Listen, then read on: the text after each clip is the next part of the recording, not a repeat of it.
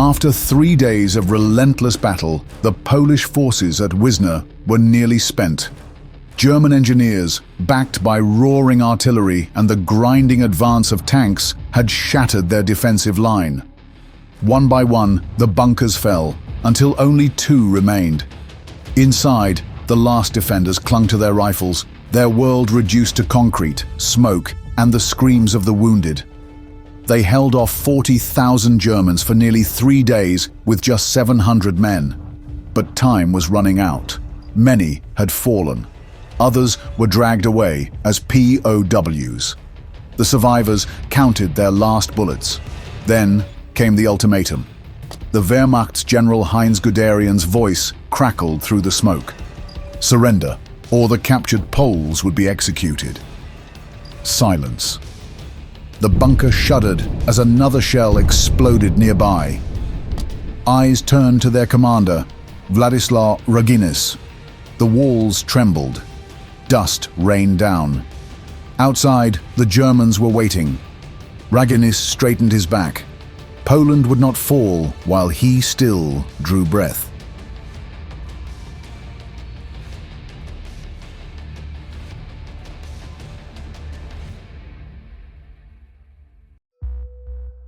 In the summer of 1939, as Europe teetered on the brink of war, the Polish hastened to fortify the village of Wizna. Wizna was a small town in northeastern Poland, situated along the Narrow River. Known for its historic trade routes and medieval fortifications, it was a quiet, rural settlement. Hitler's Germany had already annexed Austria and dismantled Czechoslovakia. With the Molotov-Ribbentrop Pact securing a German-Soviet division of Poland, invasion was inevitable. Wizna, positioned along key river crossings, became a vital defensive point on the road to Warsaw. A 9-kilometer defensive line was established between Kołodziejże and Grondiwoniecko to guard the Narew and Biebza rivers. It served as a barrier protecting Polish forces to the south and blocking one of the main routes toward the capital.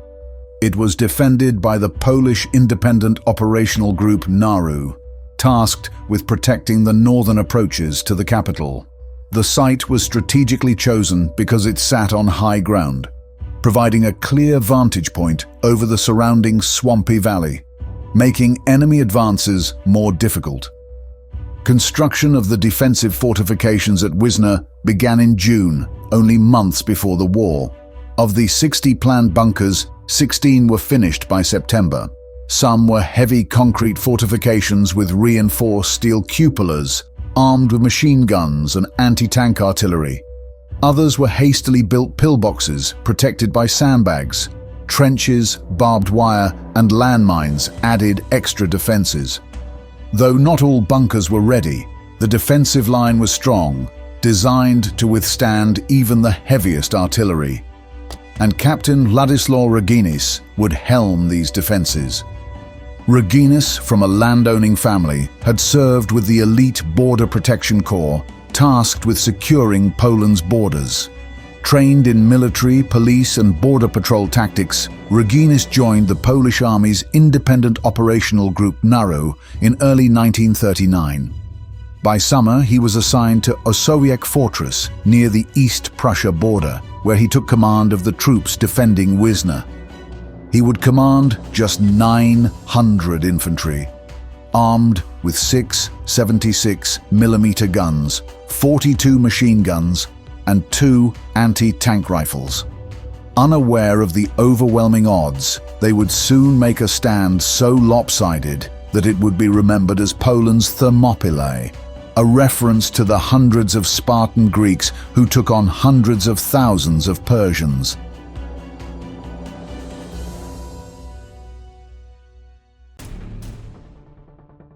The morning of September 7th, 1939, dawned quietly in the small Polish town of Wizna. By mid-morning, a distant rumble caught the attention of the nervous soldiers manning the pillboxes. It was faint at first, like the faraway growl of thunder, but it quickly grew louder, unmistakable. German armor was moving in. The Germans, commanded by the visionary General Heinz Wilhelm Guderian of the 19th Panzer Corps, a pioneer of the Blitzkrieg strategy, were prepared to unleash a devastating force.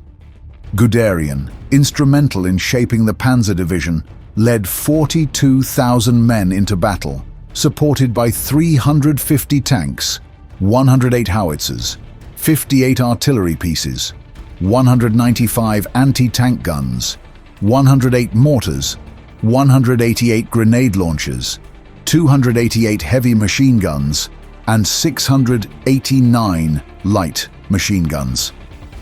A reconnaissance contingent of Polish cavalry, armed only with light carbines, had been stationed on the outskirts of town.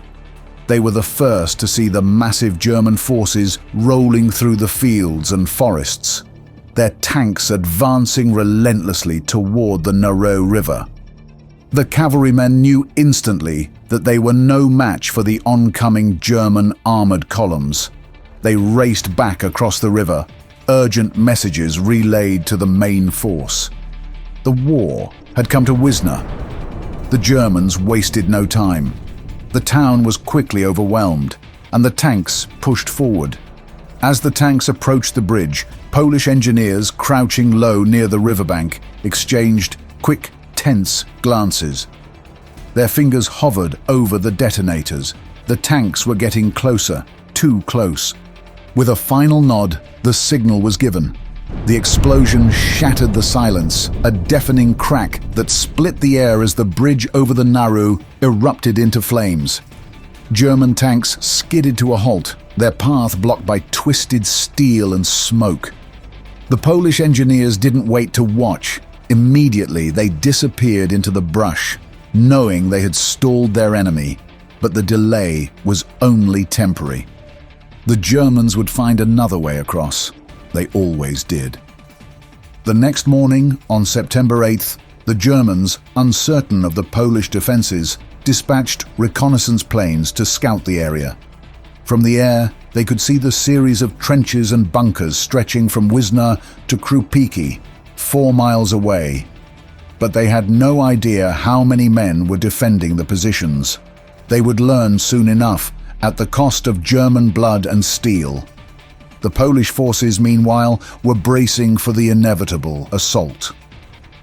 Men checked their weapons one final time, eyes fixed on the horizon. The Polish commanders, led by Raginis, had prepared for this moment for months. They knew they were outnumbered, outgunned, and surrounded, but they would stand firm. That night, under the cover of darkness, the Germans made their move. Along the riverbank, soldiers crept toward the water's edge, their boots sinking into the mud. Orders were whispered, and rafts were quietly lowered into the current. As the first men pushed off, paddling carefully to avoid splashes, Polish sentries watched from their hidden positions, fingers tense on their triggers.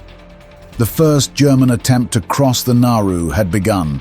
The Polish forces, concealed in their trenches and bunkers, waited in silence as the Germans drifted closer. Then machine guns opened up, tearing through the darkness. Tracer rounds streaked across the sky, illuminating the river in flashes of red and gold. Shouts rang out as German infantry were caught in the crossfire, some tumbling into the water while others scrambled for cover. The first Polish strike was devastating, but the enemy was undeterred. Regrouping on the far bank, German officers barked orders, rallying their men for another attempt.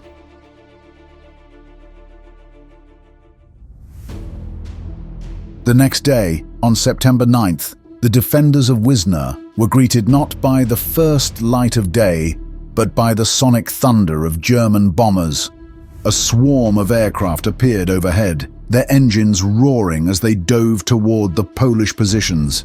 They braced for a wave of bombs, but instead, the sky filled with fluttering paper. Leaflets drifted down like snowflakes. When the Polish fighters picked up the papers, they read that most of Poland was already under German control, and that further resistance would only prove futile. Captain Raginis swatted away the leaflets as they fluttered past him, his face hardening in determination.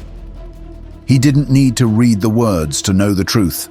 The Polish forces were vastly outnumbered, but they would not surrender. He gathered his men, swearing that every inch of Polish soil would be paid for in German blood.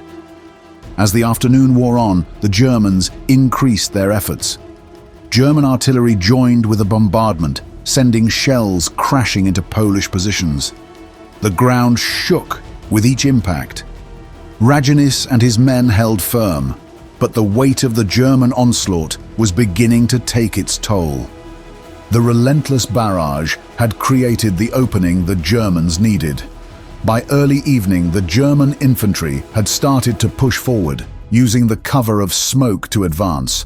The tanks followed, their massive treads crushing everything in their path. The two isolated bunkers to the north of the Naru River became the focal point of the German assault. Encircled on three sides by German infantry and tanks, the Polish soldiers inside fought back with everything they had. Their rifles barked, their machine guns tore into the advancing Germans, but they were fighting a losing battle and were soon overrun. The German infantry pressed forward, and the Polish troops were forced to retreat deeper into their remaining defensive positions. The line was breaking, but the Poles held on as best as they could. By nightfall, the Germans had breached the Polish defensive line.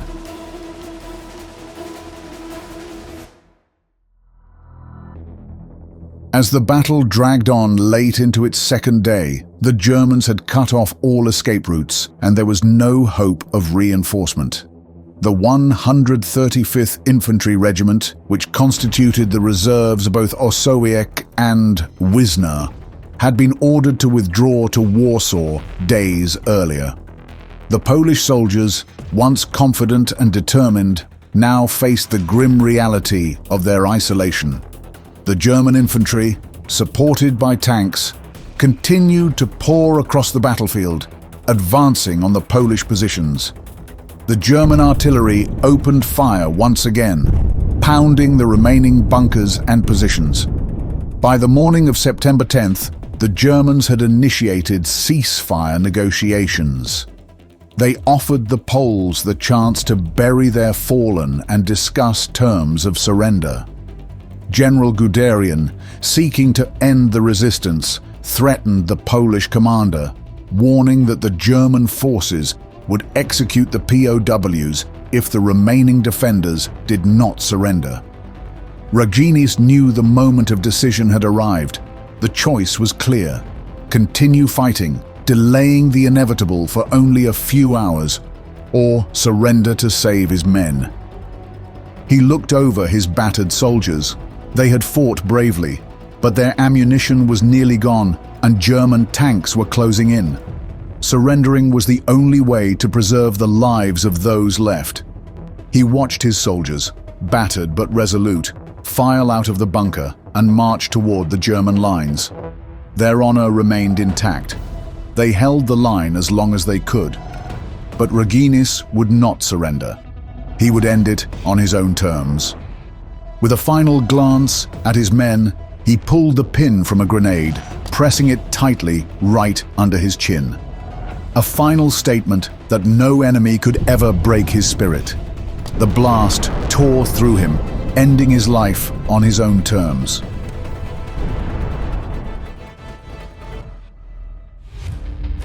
Though the bunkers were reduced to rubble and the Polish resistance finally crushed, the defenders at Wizna had accomplished the unimaginable.